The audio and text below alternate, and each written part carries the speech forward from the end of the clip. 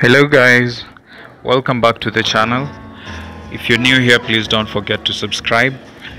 On today's video we are going to make a beaded chain for our sunglasses or for your normal glasses.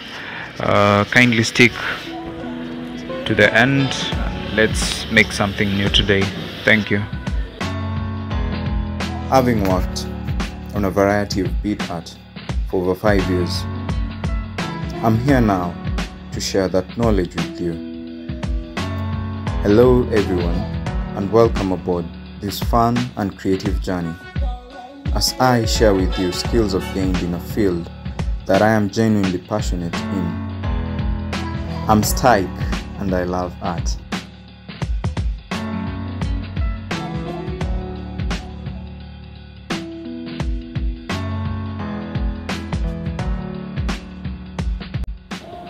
Okay, so the materials required to make this are definitely the 0.30 millimeters fishing line. We are also going to require this hook that I got from a bead shop, and this hook there, and definitely you're going to require your sunglasses or your glasses. And last but not the least, you're going to need your plate of beads. So let's hop right into making it.